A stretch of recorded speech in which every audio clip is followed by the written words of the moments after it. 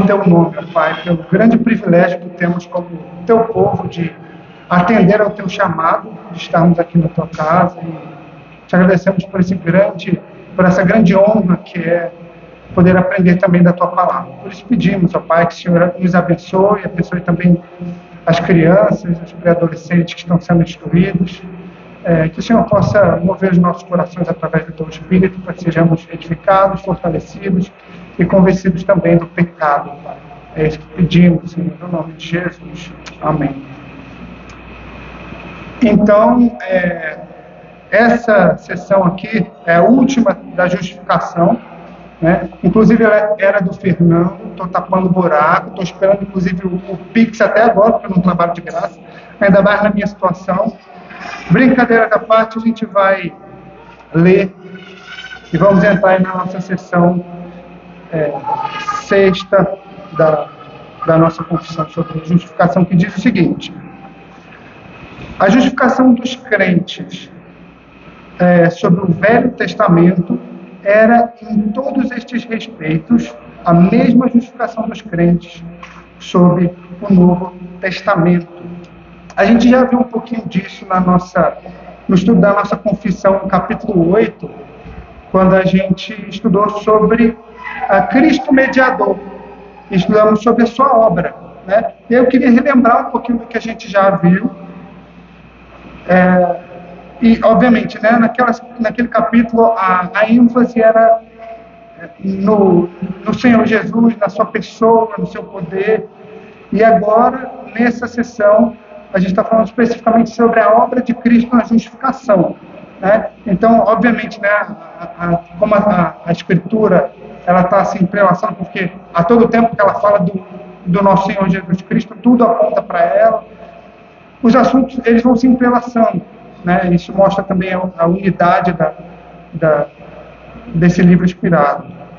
Mas só para lembrar o que a gente estudou no capítulo 8 de Cristo Mediador, na seção 4 ele diz o seguinte: ainda que a obra da redenção não foi realmente cumprida por Cristo, senão depois da sua encarnação, contudo, a virtude, a eficácia e os benefícios dela, em todas as épocas, sucessivamente, desde o princípio do mundo, foram comunicados aos eleitos naquelas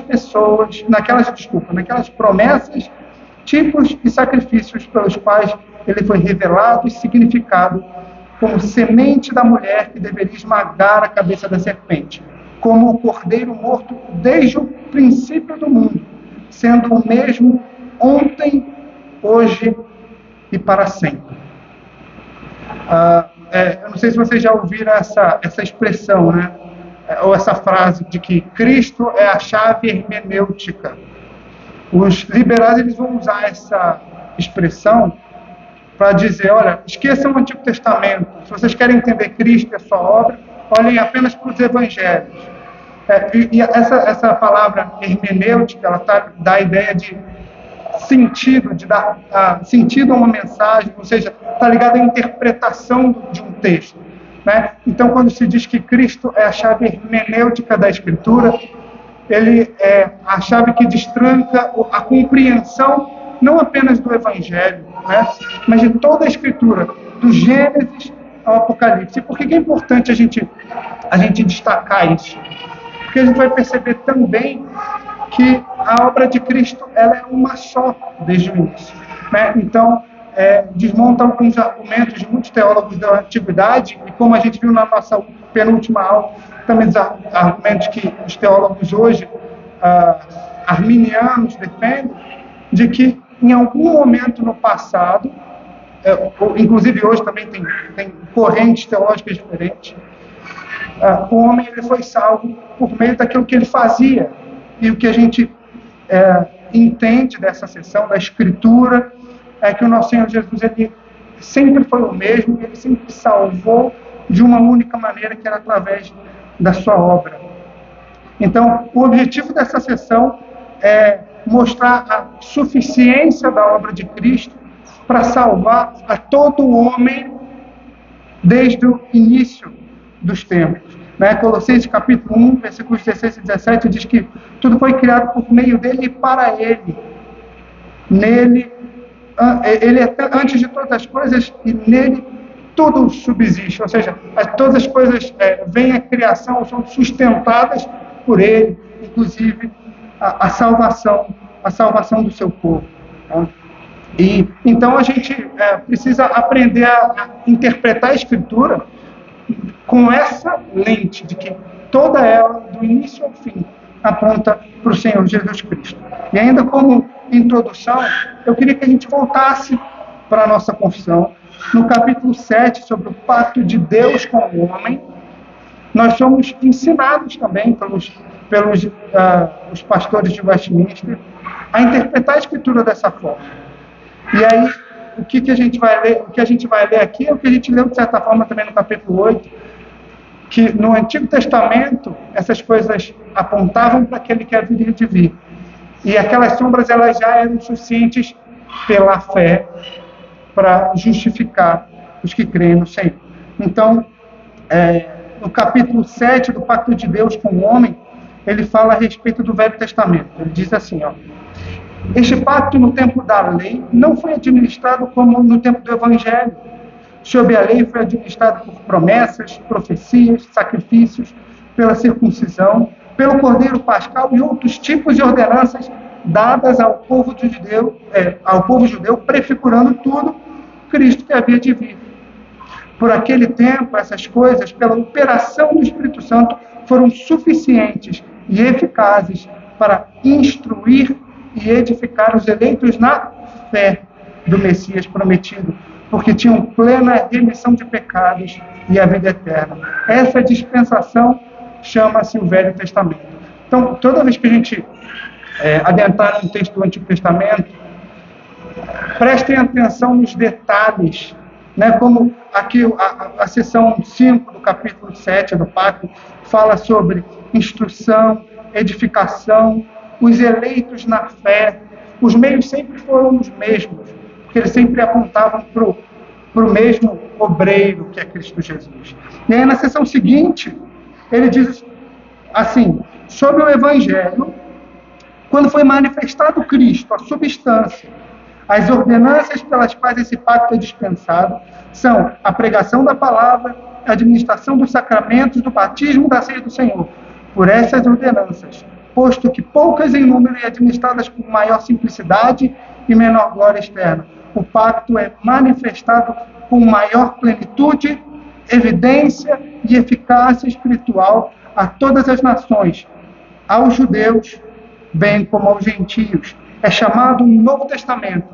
Não há, pois, dois pactos de graça diferentes em substância, mas um e o mesmo sob várias dispensações.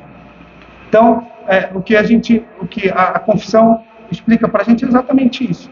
Desde o início, o que era exigido do crente, né? A própria palavra diz que ele cresce em Cristo Jesus. E é por isso que a gente não pode perder de vista essa ideia de que a gente vai entender o Antigo Testamento se a gente considerar que o objetivo de todas aquelas leis, de todos aqueles mandamentos, era apontar para o Senhor Jesus e para a sua obra. E o ponto daqueles homens no passado é o mesmo nosso hoje. Quem crer em Cristo será salvo pela fé. E essa fé vai justificar o homem. A gente sabe, isso é obra do Senhor. Então, o que a gente vai ver aqui é que há um único plano de redenção, um único Redentor e um único caminho ao Pai. Que toda a Escritura testifica a respeito de Cristo. Nós já vimos isso algumas vezes, eu queria citar pelo menos um texto a respeito disso, mas é interessante, né? Porque a gente está vendo em Mateus, o Fernando está expondo, que Cristo, de fato, ele era um teólogo por excelência, essas coisas testificam dele, do seu caráter, do seu ser, né? Todo conhecimento vem dele. Então, a gente está vendo em Mateus, ele aplica a sua lei, mas ele também ensina, e ele fez isso quando esteve aqui na Terra. Ele ensinou o seu povo a interpretar a Escritura. Não precisam abrir nesse texto, João 5,39, o Senhor Jesus diz o seguinte: examinai as Escrituras porque julgai, ter nelas a vida eterna, e são elas mesmas que testificam de mim. que o Senhor Jesus estava se referindo ao Velho Testamento. Abram, por favor, Lucas capítulo 24. A gente vai ler os versículos de 25 a 27.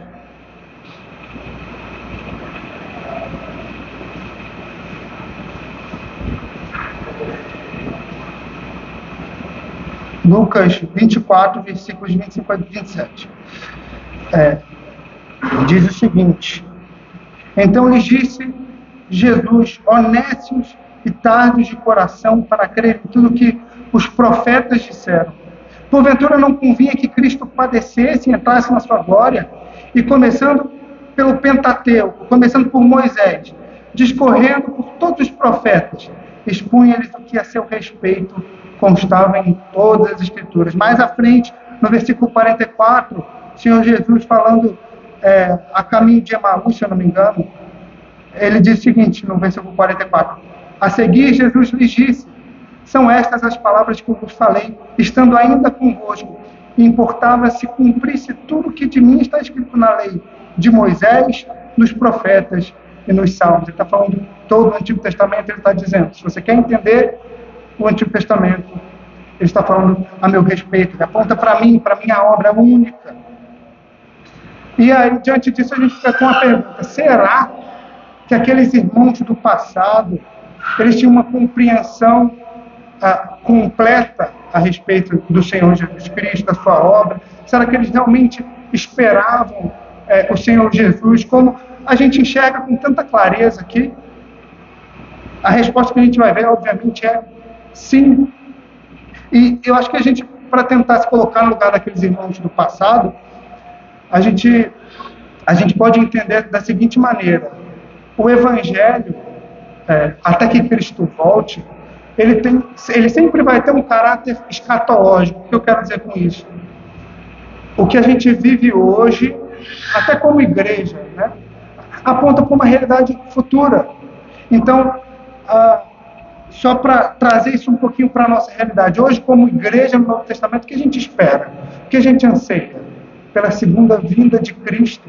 A gente não sabe o que nos espera por toda a eternidade, mas a gente crê que o Senhor já fez a sua obra e que Ele vai completá-la no seu dia. E aí o apóstolo Paulo, ele coloca isso muito bem em Romanos, quando ele diz que toda a criação geme. Ou também na Escritura é dito que o cristão ele é ensinado a clamar, Maranata, vem Senhor Jesus. Ora, nós somos redimidos, o que há de mais glorioso do que a redenção em Cristo Jesus? A eternidade com Ele e a completude da sua obra. Então, acho que é mais fácil da gente entender que eles tinham de maneira suficiente instruções, leis e sombras que apontavam para Cristo Jesus. Hoje, nós não conhecemos ao Senhor Jesus da maneira como conheceremos na eternidade, mas nós, com certeza, pela sua palavra, conhecemos Ele de maneira suficiente para que a gente viva, para dar glórias ao seu nome. Então, até que ponto esses nossos irmãos do passado, eles entendiam isso?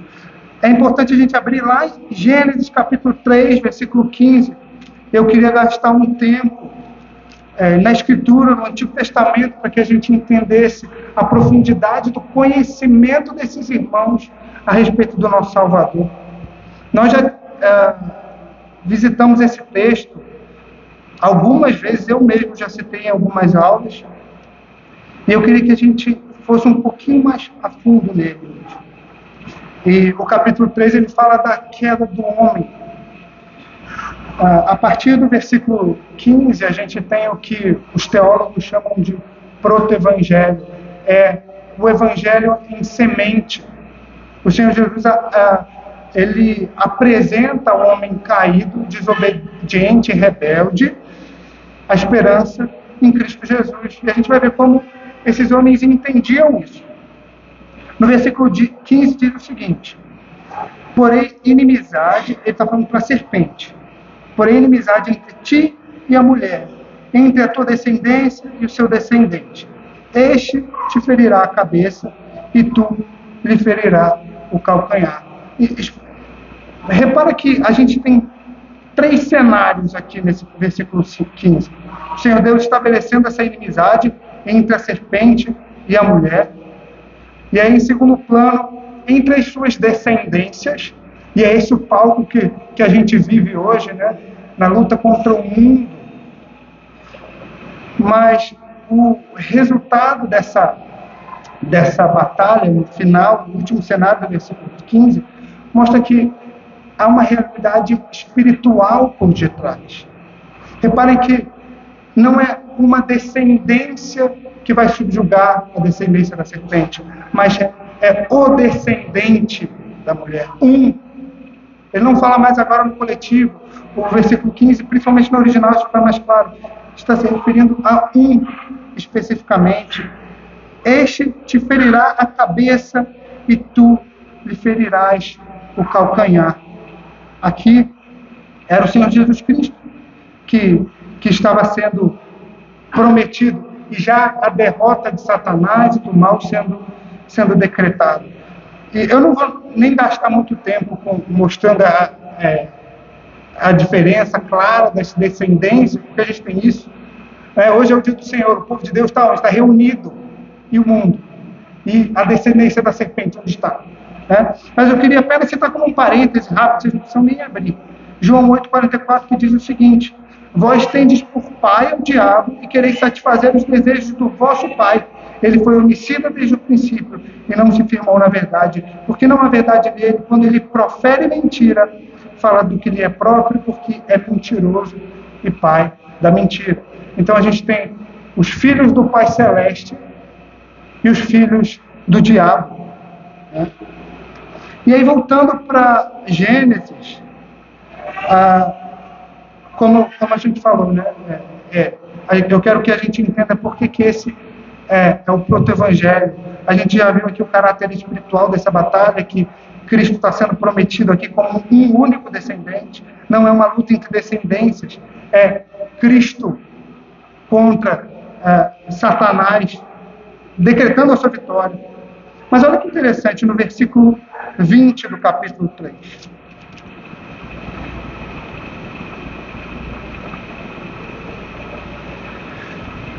O Senhor Jesus, depois disso, depois do versículo 15, ele dá à mulher e ao homem as consequências do seu pecado. E olha o comportamento de Adão.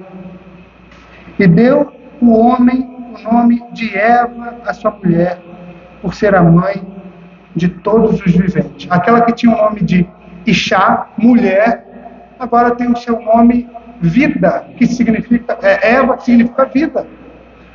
O que o Senhor havia prometido a quem desobedecesse os seus mandamentos, o comer do fruto? Morte.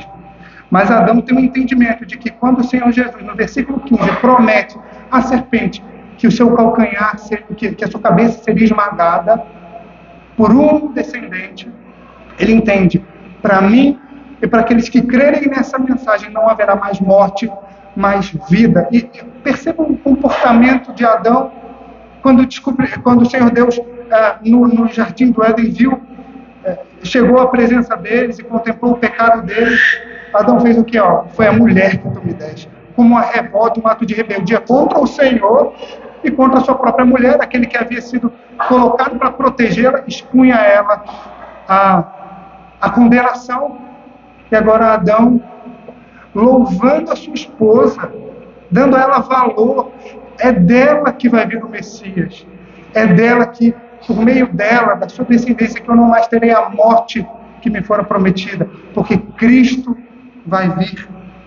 Adão creu nisso, nessa mensagem, e isso lhe foi imputado para a justiça. É isso que a gente vê aqui. Então, essa mudança de nome é extremamente significativa. Ela está dizendo, Adão ele tinha uma esperança no Senhor Jesus Cristo.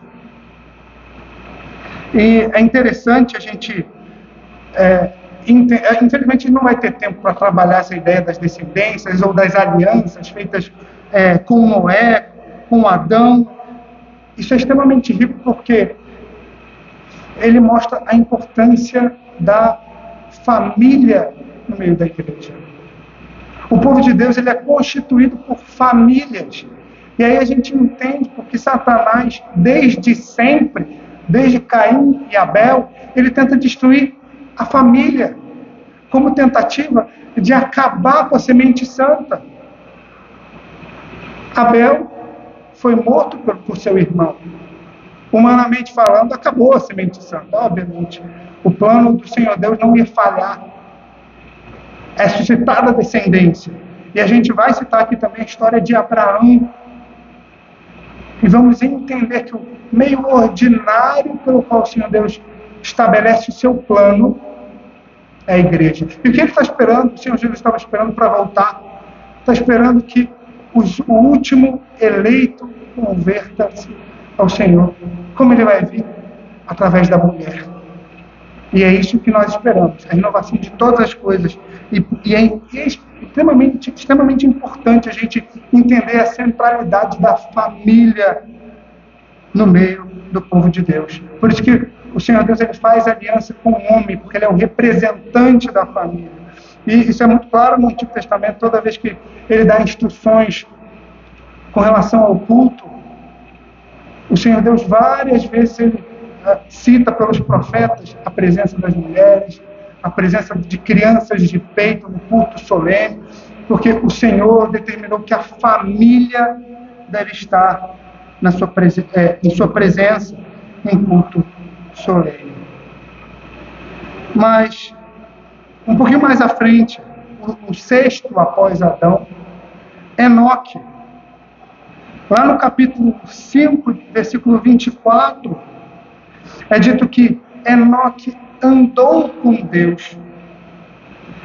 E o autor de Hebreus, capítulo 11, ele vai interpretar de maneira inspirada isso aqui, Gênesis 5, dizendo que pela fé Enoque andou com Deus. É interessante essa expressão, Enoque andou com Deus.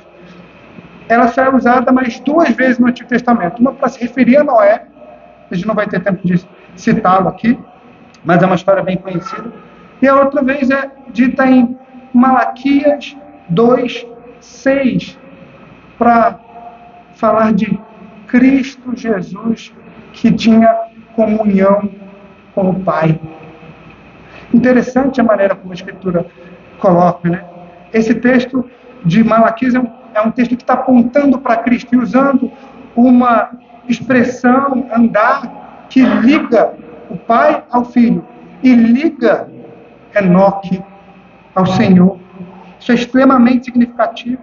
A gente precisa lembrar também, meus irmãos, que Enoque é descendência de Adão, é o sexto da linhagem santa. Então, ele tinha ouvido dos seus antepassados o que era trabalhar sem peso. Ele tinha ouvido dos seus antepassados o que a sua mãe Eva havia dado à luz em meio a dores, e por que isso havia sido dessa forma. Ele também havia recebido a mensagem a respeito do Messias que viria. E ele andou com Deus. Como diz Hebreus 11, versículo 5, ele tinha fé no Senhor Jesus. Abram Isaías, capítulo 9.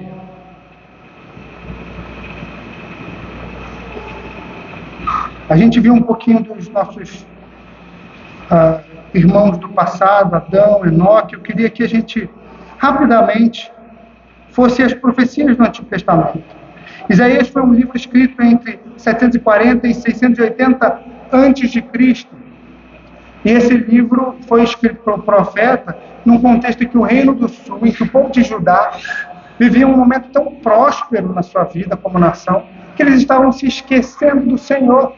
E ele diz nesse livro, se vocês se esquecerem do Senhor, vocês vão receber a paga por isso, a paga justa.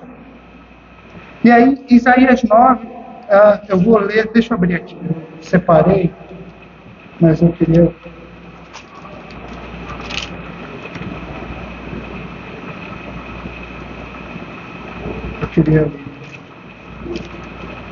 De repente, se tiver alguma parte que eu queira acrescentar desse texto, ele diz o seguinte: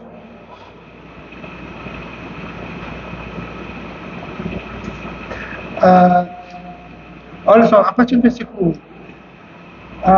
1, Mas para a terra que estava aflita não continuará a obscuridade. Deus, nos primeiros tempos, tornou desprezível a terra de Zebulon e a terra de Naftali, mas nos últimos dias tornará glorioso o caminho do mar, além do Jordão. Preste atenção, isso é muito natural no texto da Escritura do Antigo Testamento. Há sempre uma realidade que aponta para uma promessa terrena e para algo que ainda vai acontecer, né? O já e o ainda não. Ou seja, o povo de Israel era prometida, a esse povo era prometida a terra. Mas aqui isso apontava. Isso apontava sim para a terra que emana leite e mel, mas acima disso, para a eternidade com Cristo Jesus, para a renovação de todas as coisas. E essa era uma maneira didática do Senhor mostrar a eles em quem eles deveriam crer. O Senhor de todas as coisas, que administra todas as coisas. Dá para vocês bênçãos nessa terra, mas quer, em última análise, a glória de Cristo através da presença do seu povo com Ele eternamente.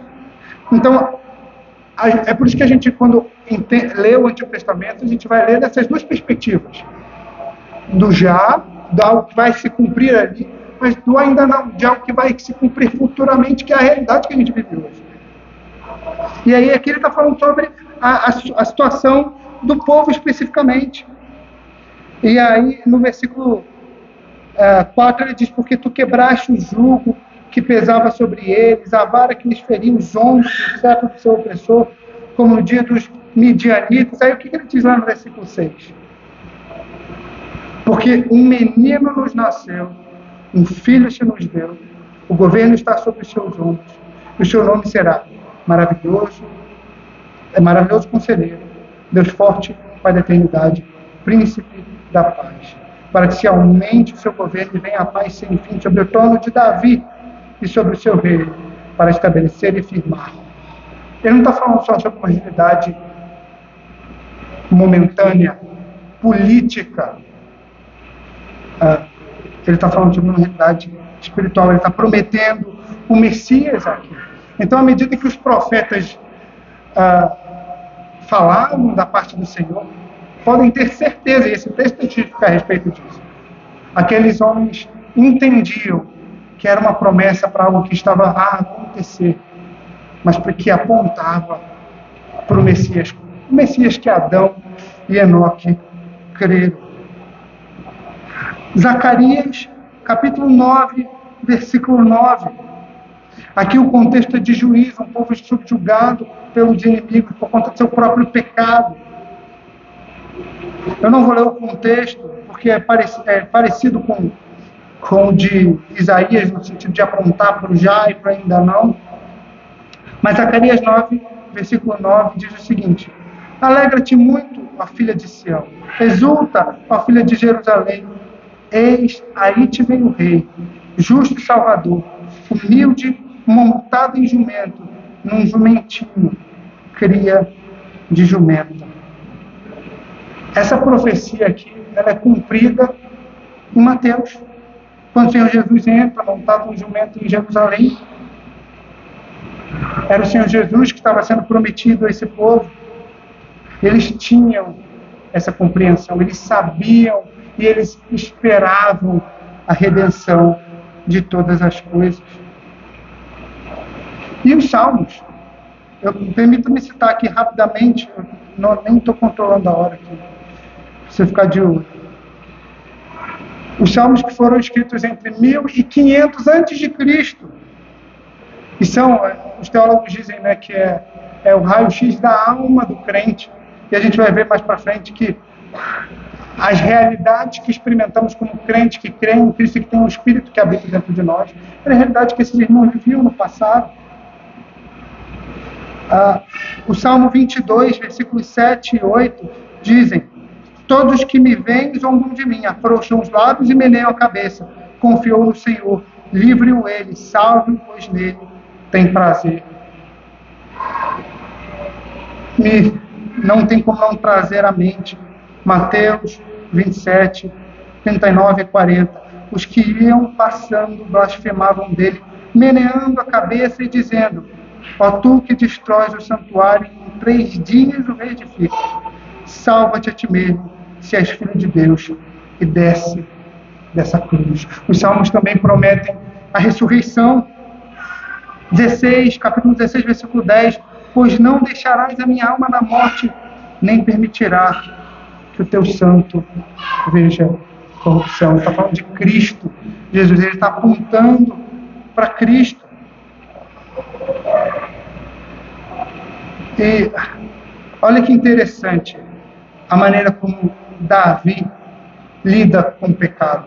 E você vai ver muito mais para frente os hebreus não tendo essa compreensão, mas que estava na escritura do Antigo Testamento. A realidade sobre a remissão dos pecados. No Salmo 51, versículos 16 e 17, Davi diz, pois não te comprases em sacrifícios, do contrário eu te daria, e não te agradas de holocaustos. Sacrifícios agradáveis a Deus são espírito quebrantado, coração confundido e contrito, não os desprezarás. Hebreus explica. Os ritos do Antigo Testamento nunca serviram para justificar um sequer diante do Senhor. Mas eles apontavam para uma realidade espiritual, quebrantamento de coração. E é dessa forma, inclusive, que a gente deve entender, por exemplo, os sacramentos dentro da igreja. Eu queria citar apenas como um rápido parêntese, depois eu volto para a questão do Salmo 51. Na pergunta 162 do nosso catecismo, ele diz, o que é um sacramento? Aí ele explica, o sacramento é uma santa ordenança instituída por Cristo em sua igreja, para significar, selar e conferir àqueles que estão em pacto a graça e os benefícios da mediação por Cristo, para os fortalecer e aumentar a fé em todas as mais graças e os obrigar à obediência para testemunhar e nutrir o seu amor e comunhão uns para com os outros. Para que os ritos do Antigo Testamento, assim como os do Novo Testamento, servem? Para testificar a respeito de uma realidade espiritual. É um meio de fortalecimento pelo qual o Senhor aumenta a nossa fé. E a gente citou o Salmo 51, né? Sacrifícios agradáveis são um espírito quebrantado. O apóstolo Paulo, em Romanos 2, ele passa essa mesma ideia, fazendo a ligação da realidade do Antigo Testamento com o Novo. Ele diz em Romanos 2, 29, porém judeu é aquele que o é interiormente, e circuncisão, a que é do coração e do espírito, não segundo a letra, e cujo louvor não procede de homens, mas de Deus.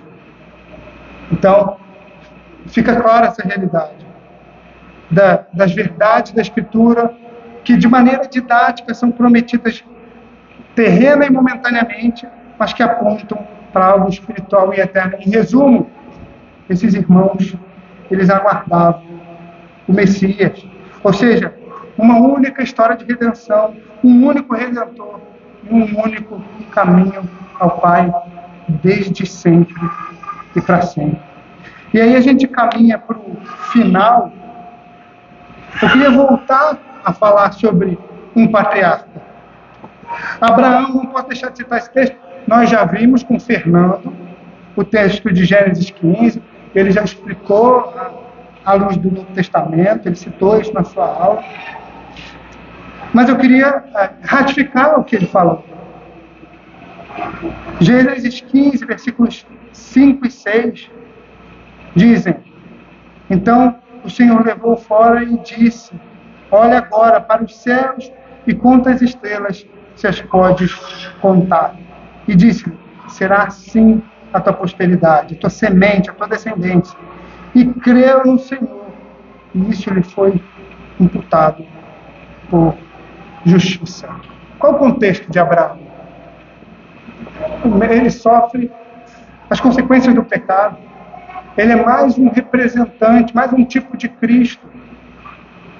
Ele sabia da descendência, ele sabia da realidade da descendência da mulher e da descendência da serpente.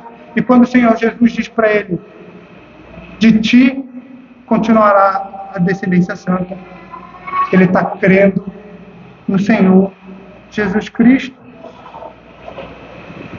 E, mais uma vez, Paulo, agora eu peço que os irmãos abram, ele interpreta, vamos dizer assim, né,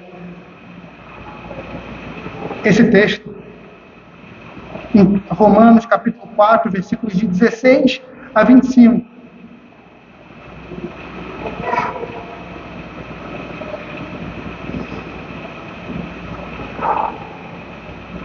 Romanos 4, 16 a 25.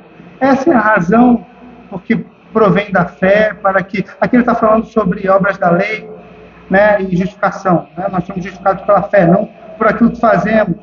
Esse é o contexto. Versículo 17.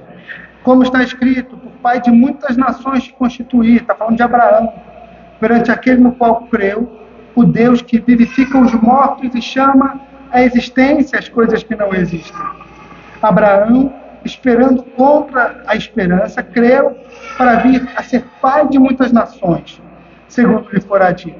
Assim será a tua descendência, e sem enfraquecer na fé, embora levasse em conta o próprio corpo amortecido, sendo já de 100 anos, e a idade avançada de Sara. E não duvidou por incredulidade da promessa de Deus, mas pela fé se fortaleceu, dando glórias a Deus, estando plenamente convicto de que Ele era poderoso para cumprir o que prometera, pelo que isso lhe foi também imputado para a justiça. E não somente por causa dele está escrito que foi levado em conta. Veja o link com a nossa realidade agora no Novo Testamento. Mas também por nossa causa, posto que a nós igualmente nos será imputado a saber, a nós que cremos naquele que ressuscitou dentre os mortos, a Jesus, nosso Senhor, o qual foi entregue por causa das nossas transgressões e ressuscitou por causa da nossa justiça.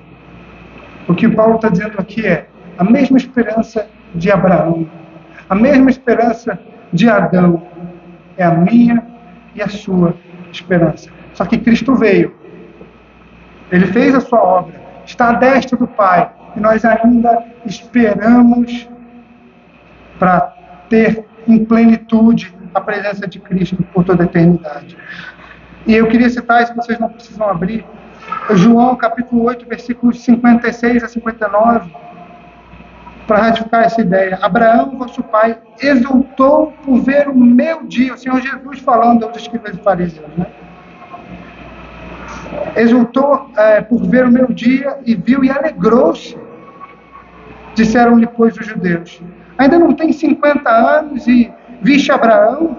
Disse-lhe Jesus: em verdade vos digo que antes que Abraão existisse, eu sou. Qual foi a reação deles? Então pegaram pedras para lhe atirarem, mas Jesus ocultou-se e saiu do templo. O que essa reação deles significa, de pegarem pedras? Eles tinham entendido o que Cristo quis dizer. Cristo estava dizendo: eu sou o Messias prometido. Eu estava antes de Abraão. Ele crê em mim. E era esse que significava. Abraão via o dia de Cristo, ele vislumbrava a promessa, porque ele cria nela. E através do grande milagre, que é a concepção da sua esposa já idosa, ele viu Deus que fez esse tamanho milagre de dar vida, dar vida num ventre que não pode conceber. É esse Deus que vai dar vida a mortos. Vai dar vida a mortos.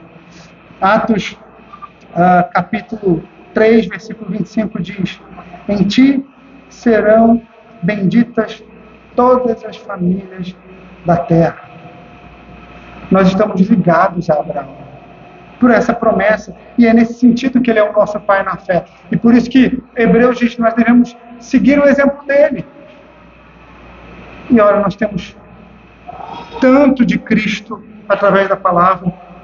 Eles tinham o suficiente, mas eles não tinham mais do que nós temos hoje. Eles não tinham. Grande responsabilidade a nossa. Gálatas capítulo 3, a partir dos versículo 9, 13 e 14, eu estou chegando perto do meu final, meus irmãos, desculpem, o meu horário está passando, eu vou ter que correr. Gálatas 3, 9, 13 e 14 diz que, de modo que os da fé são abençoados com o crente Abraão, Cristo nos resgatou da maldição da lei, fazendo-se ele próprio maldição em nosso lugar. Versículo 14. Para que a bênção de Abraão chegasse aos gentios em Cristo Jesus, a fim de que recebêssemos pela fé o Espírito prometido. Essa é a realidade do povo da antiga aliança. E nosso pastor ele fala isso, já falou isso diversas vezes aqui no culto. Se você tira o Antigo Testamento da Escritura, como muitos tentam fazer, muitos liberais, você não tem a mensagem do Evangelho. A mensagem do Evangelho não faz sentido. Porque Gênesis, Apocalipse, como o Senhor Jesus mesmo falou, ele citou lá o Pentateuco, ele citou os profetas, ele citou os salmos, eles testificam de mim. Inclusive, é interessante o argumento que os que se esmeram no estudo a respeito da suficiência das Escrituras e da Bíblia como verdade absoluta, eles dizem o seguinte: sabe como uma das maneiras de a gente provar que esses livros são inspirados é a continuidade da história da redenção. Inclusive, muitos argumentam que 2 Crônicas é o último livro do Antigo Testamento e Mateus um dos primeiros. E Crônicas, ele tem a genealogia de Cristo. E lá no Novo Testamento, em Mateus, ele começa com a genealogia. O que ele está fazendo aqui? Ele está juntando uma história à outra. Óbvio, o apóstolo Paulo faz isso, os evangelhos fazem isso o tempo inteiro. O Senhor Jesus cita o Antigo Testamento o tempo inteiro para provar isso. Mas esse é um meio ordinário de mostrar que esses 66 livros, na verdade, são um só. E o apóstolo Paulo, tendo essa compreensão a respeito de Abraão sendo nosso pai na fé, ele sumariza ainda mais. Romanos capítulo 5, versículos 12 a 15. Ele diz o seguinte, Romanos 5, de 12 e 15. Pelo que, como por meio de um homem entrou o pecado no mundo, e pelo pecado a morte, assim também a morte passou a todos. Por isso todos pecaram. Aí no versículo 15. Mas não é assim o dom gratuito como a ofensa, porque se pela ofensa de um morreram muitos, muito mais a graça de Deus. E o dom pela justiça, que é de um só homem, Jesus Cristo, abundou sobre muitos. De Adão ao último cristão, é Cristo Jesus quem o justifica. Um plano de redenção, um Redentor e um único caminho ao Pai. Para finalizar, meus irmãos, eu queria que a gente pensasse no que essa sessão nos ensina. Ela nos ensina que os nossos irmãos da Antiga Aliança, eles gozavam dos mesmos benefícios que nós gozamos hoje. Deus era seu Pai e seu Deus. Em segundo lugar, eles tiveram o perdão dos seus pecados. Reparem nos textos do Antigo Testamento citados aí. Em terceiro lugar, eles tinham o espírito de adoção para com os filhos. Romanos 9 diz, temos nós o mesmo espírito de fé, se referindo aos irmãos do passado. Ou o Salmo 143, 10 diz, teu espírito é bom, guia-me a terra da retidão. Em quarto lugar, eles tinham paz de consciência com Deus. Olha o Espírito habitando em seus corações. Tu puseste alegria no meu coração. Salmo 62, verdadeiramente a minha alma espera em Deus. Em quinto lugar, eles tinham comunhão paternal com Deus. Salmo 139, 18, quando acordo ainda estou contigo. Salmo 73, 28, mas para mim é bom aproximar-se de Deus. Em sexto lugar, eles eram participantes da salvação. Ó, como amo a tua lei, é a minha meditação todos os dias.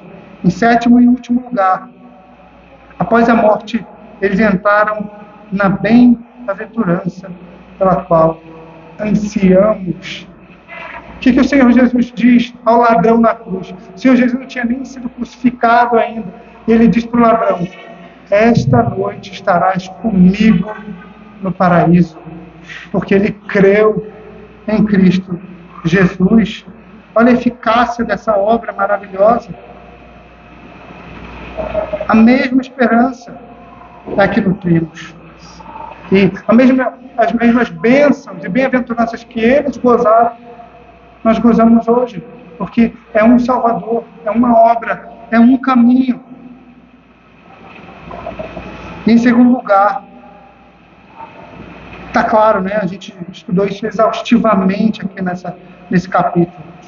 Ele é o único justo e justificador daqueles que têm fé. Eu queria que a gente tivesse tempo, não vamos ter, mas eu queria citar a canção, o Cântico de Maria, no capítulo 1, versículos de 46 a 55, ela cita Abraão como seu pai na fé.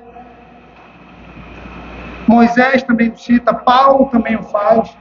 Todos eles, numa mesma esperança, Cristo Jesus que os justificaria.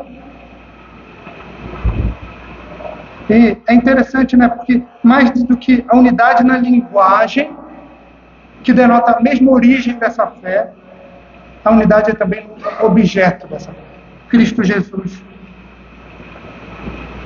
E por isso, mais uma vez, eu queria ressaltar por isso que é abominável dizer que o homem pode contribuir 1 centímetro à sua salvação. Não pode. Ele está morto em seus delitos e pecados. Ele é completamente dependente da graça de Deus. Efésios diz isso claramente: estávamos nós mortos em nossos delitos e pecados. Como um morto tem condição de fazer viver a si mesmo? Não pode. Somos completamente dependentes da graça de Cristo, da sua obra nos nossos corações. E já chegando ao fim, meus irmãos, eu queria citar o texto da transfiguração de Cristo, Mateus 17, porque ele resume isso que a gente viu aqui.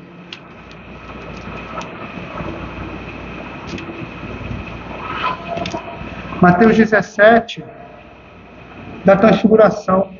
6 dias depois, a partir do versículo 1, tomou Jesus consigo a Pedro e aos irmãos Tiago e João, e os levou em particular ao monte alto, e foi transfigurado diante deles. O seu rosto resplandecia como o sol, e as suas vestes tornaram-se brancas como a luz. E eis que lhes apareceram Moisés e Elias falando com ele. Então disse Pedro a Jesus: Senhor, bom é estarmos aqui. Se queres, farei aqui 3 tendas. Será uma tua, outra para Moisés e outra para Elias. Quem são Moisés e Elias aqui? A lei e os profetas. Falava ele ainda, quando uma nuvem luminosa os envolveu, e eis, vindo da nuvem, uma voz que dizia: Este é o meu filho amado, em quem me comprazo, a ele ouvi. Ouvindo, os discípulos caíram de bruços, tomados de grande medo. Aproximando-se deles, tocou-lhe Jesus, dizendo: Erguei-vos, e não temais. Então, levantando os olhos, a ninguém viram, senão Jesus. Dentre outras coisas que esse texto quer dizer é o que os profetas e a lei falavam era a respeito dele. Ouvir ao Senhor Jesus Cristo. Ele é a promessa dada a Adão no Antigo Testamento. Em último lugar, os irmãos não precisam abrir. Êxodo capítulo 33, versículos de 18 a 23, Moisés pede para ver a glória do Pai em Monte Sinai. E olha que interessante a maneira como o Senhor Jesus responde. A gente sabe, homem nenhum pode ver a glória de Deus e viver e sobrevivermos. Mas quando Moisés pede para ver a glória de Cristo, em Êxodo 33, no versículo 18 ele diz: então ele diz: rogo-te que me mostres a tua glória. Olha só como o Senhor responde no versículo 19: farei passar toda a minha bondade diante de ti, e proclamarei o nome do Senhor. Sabe como a gente vai conhecer a glória de Deus nessa terra? Da mesma forma que nossos irmãos passaram, através de Cristo Jesus, pelos seus atributos, pela sua obra, quando ele diz aqui, farei passar toda a minha bondade diante de ti. Do que ele está falando? Qual é o contexto aqui desse povo? Redenção, libertação, de quê? De uma realidade momentânea, sim, mas de algo além disso, espiritual. E é isso que nós devemos esperar hoje. Ver a glória de Cristo através da sua palavra, que é o meio pelo qual ele mostra a sua glória.